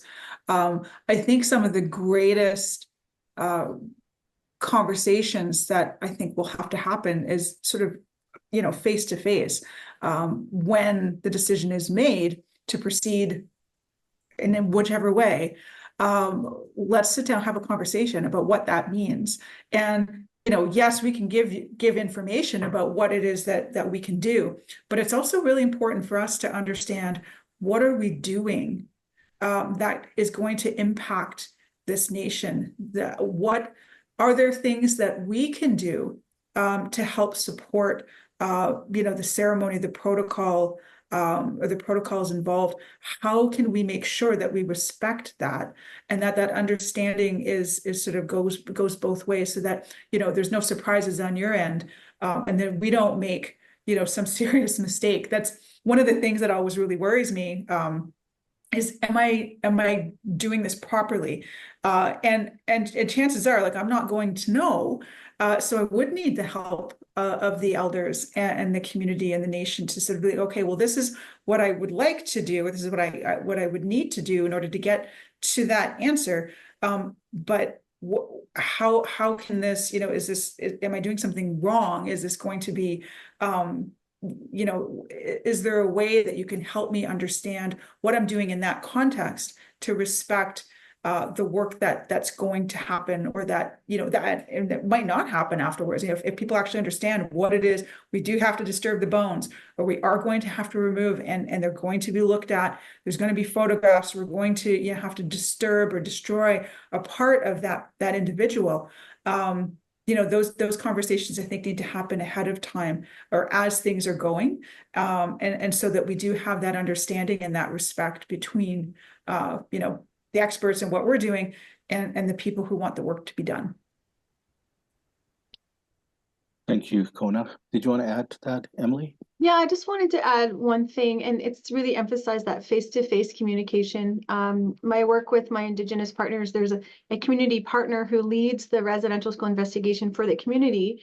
And we, you know, we talk, we share information, she shares it back with her community, but then I meet with their elders committee and we talk through it together, right? And then they tell me where that ceremony needs to happen and when. And so it's a very collaborative, like, I'm not telling them everything that needs to happen completely. It's a collaborative process. So I really emphasize that face-to-face conversation to help educate our elders, and then for them to educate us as well.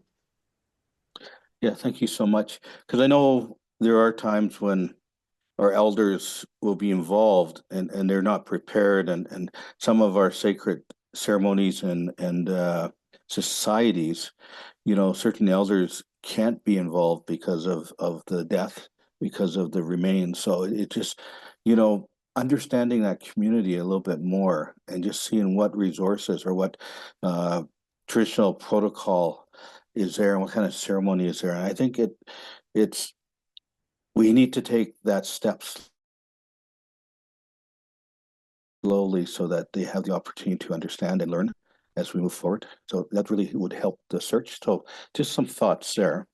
I'm just reading on the chat line, and just to remind everyone that all the webinars are posted on the NCR YouTube site. And there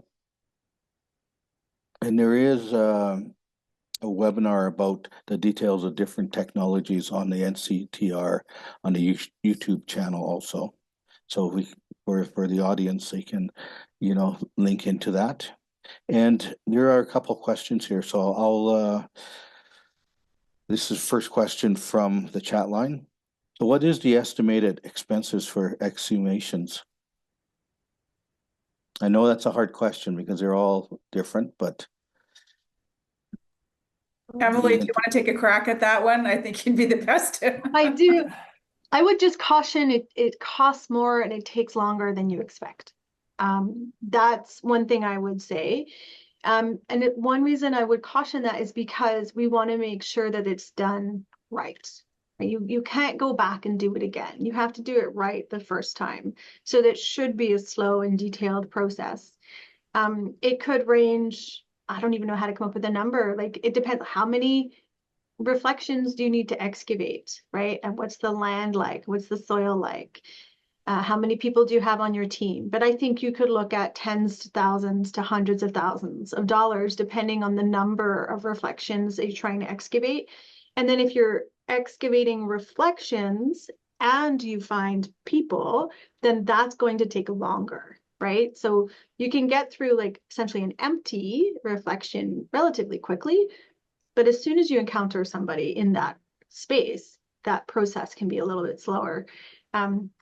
And this is something that I think the government needs to be reminded of. It takes longer and it costs more because it has to be done right. And there has to be space for ceremony throughout that process. okay, thank you so much. And yeah, that's a difficult area to grasp because there's many factors involved, and not knowing them until you actually get into that step, can be challenging. So, it's a question that we'll ask when we come to that point and really look at what are the next steps and what do we need. So that's the opportunity at that point. And on the webinar, on the chat line, there is a number of links in regards to research, archives, and oral testimony. Also one on preparing for a ground search and the role of forensics. And I'm just trying to find if there's any other questions.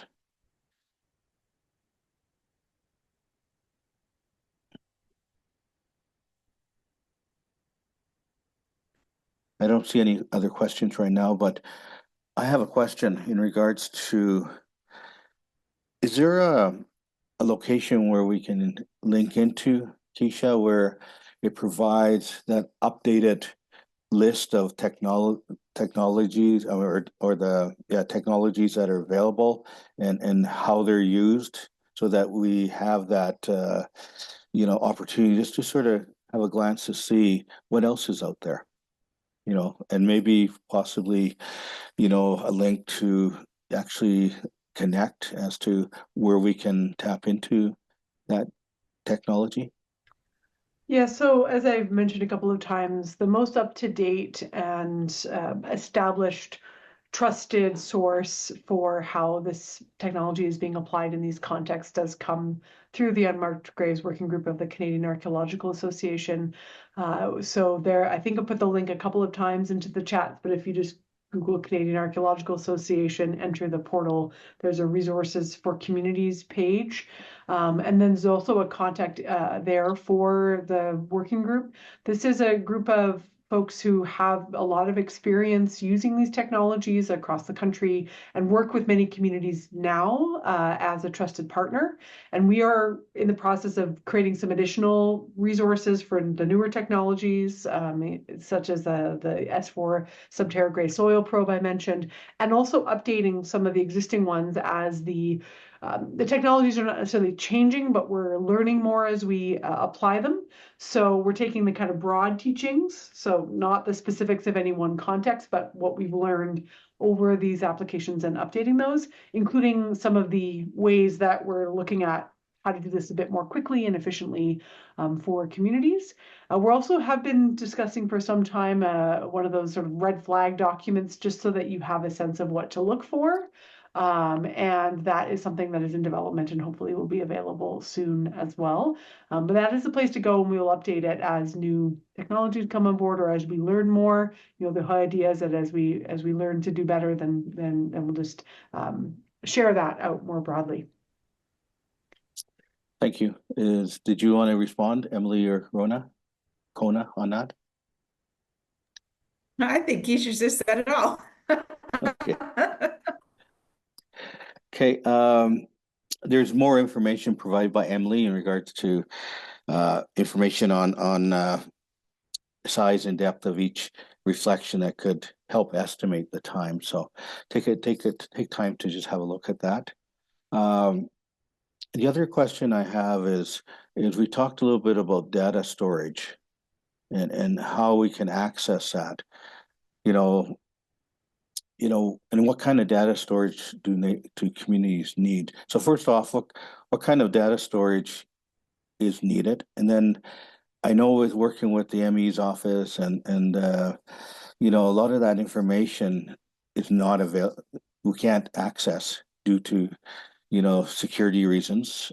And but how do we get around that? And how do we put a request in if we need to? So 2 questions there. So anyone can tackle that. No, I can try tackling the second one, and you're right, it is difficult. I mean, that information for the most part, I mean, those are it's medical information, and if you're talking about routine everyday cases like I do, that information is very private, and it's only released to family members who are sort of designated as the people who are to receive that information. And it's not, we very, if ever, we don't release autopsy reports to the public or to the media or anything like that, because again, that's very private information.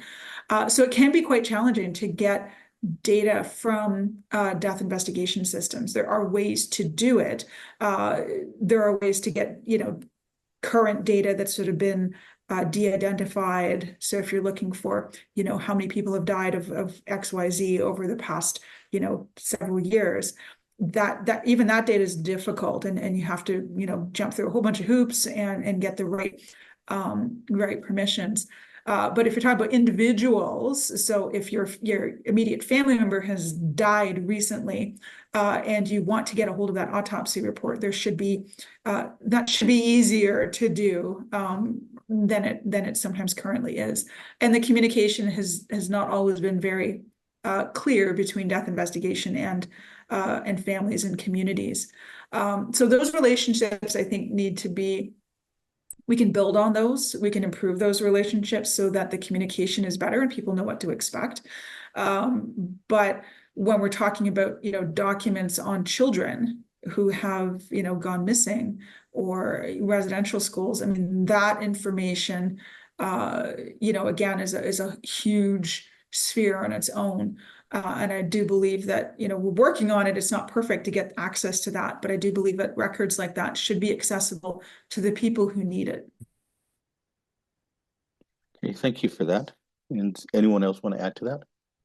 I would, but I'm also defer to Keisha in a second, because I know for the data for GPR or LiDAR, you need a lot of space, right? You need access to a lot of space to store this information. But one of the problems that I've encountered is that companies are sharing this data in an inaccessible form with communities. They're saying, well, we've shared the raw data, but the communities don't have the software required to open that data in the first place. There are ways to share this data that's accessible to communities. They're just not converting it before they're sharing it. So that would be one caution, I would say. And then the same idea for archival information. You need a lot of space, you need a lot of organization. And then I would just ask Keisha to step in here. Yes, I think those are excellent points. Accessibility is a really important one. A lot of GPR in particular is done with proprietary software. So you have to own the software in order to open the GPR data, but there are ways to export it and have it in what we call an archival format, which means it could be opened by multiple kinds of things. And then also to have other versions of it in like image format and things that you literally, anyone can open who has access. I mean, we're looking at terabytes and terabytes of storage in most cases, so large amounts. The other big thing to think about storage is it has to last. This cannot sit on a hard drive in someone's office, and then what happens if they leave or it gets lost? So having somewhere that is secure, but also something that can be maintained.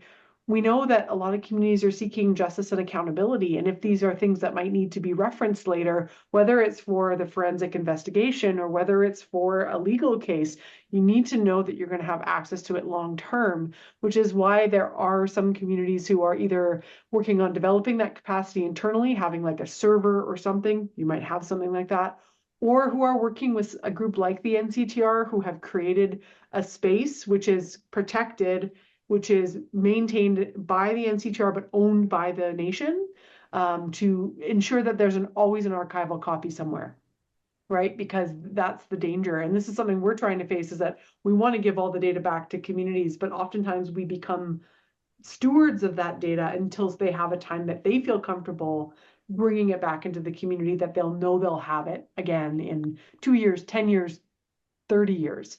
So these are all really important considerations as well. Thank you so much. And that gives me, I think that sort of adds to that information that we need. And it's certainly, something that we need to consider when we're starting those searches. Just how are we going to keep all that information? I know there's challenges out there, because I know if you contract an organization to look after that data, then we're running into problems of not being able to keep that. So, I think the opportunity is to, really look at how do we save that within our community so that we have that control over it. I thank you for the red flags that you shared. Those are great. Those are some of the points where there's been a lot of questions. And Keisha, when I looked at that one slide in regards to soil conditions and those kind of soil questions, I really appreciate that, because you are right. Every community, Indigenous community across Canada, has different types of soils. And how do we know what technology to use? And it's nice to see that there is information. It's nice to see that there is a place where we can sort of get that information, or at least have a starting point on what to use in that search. So thank you for that. And all three of you sort of mentioned, the involvement of community and elders, and that's appreciated, because I think that's the area sometimes we miss, because we're moving forward so fast, and well, maybe not so fast, but it's not realizing just how important that step is. So it's something where we can certainly reach out and start that partnership and start that engagement within the community, and that's going to help not only community but also the people that are working within the community and doing it in a good way, where they understand that community, and they're able to see what happened in the past, and be able to move forward and look at how can we help and how can we use this technology to do that. So thank you for that. And I'm just looking on the chat line to see if there's any more questions. There is just an information one there, and it's just having a look here.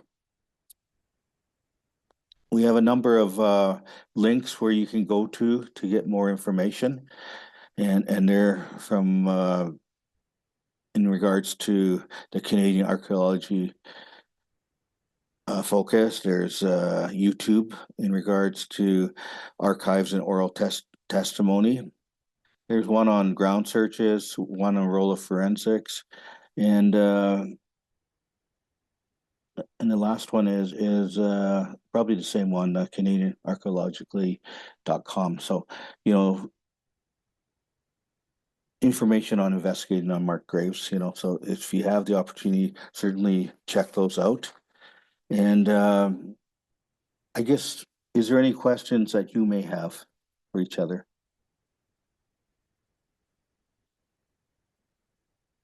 No? Okay. And I think those are all the questions I had for you. And I just want to thank you,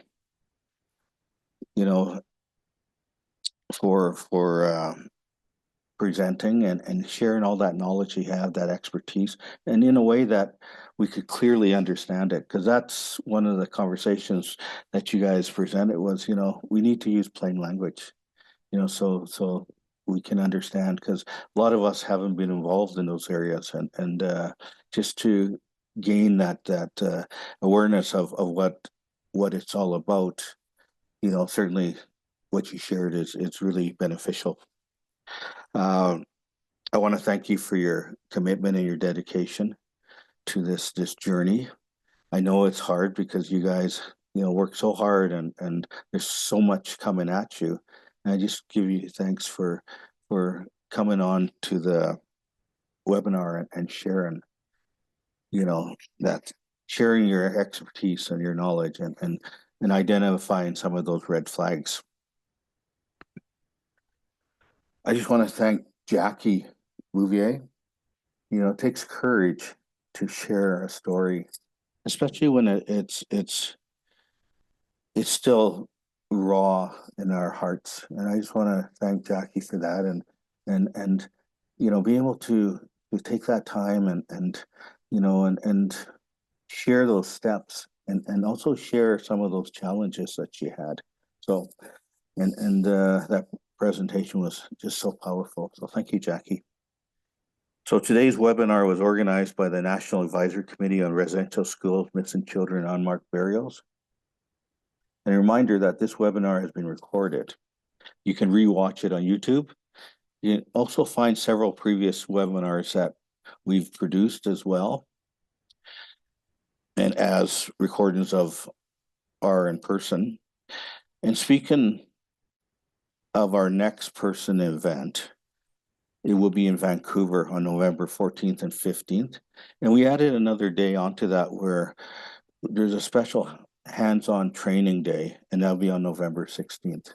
So certainly there's an opportunity there to be there in person and to really hear and understand what those steps are and how you can utilize that knowledge in your own searches.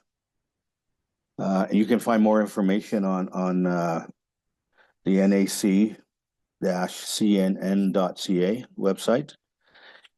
And in closing, I'd like to just end the webinar with a short prayer, because some of the information and conversations can be quite challenging, and we can really feel it, because what we're doing is they're taking the time to really come together and support each other on that search of our missing children. And the technology and the forensic, they're all part of those steps, and they're so important.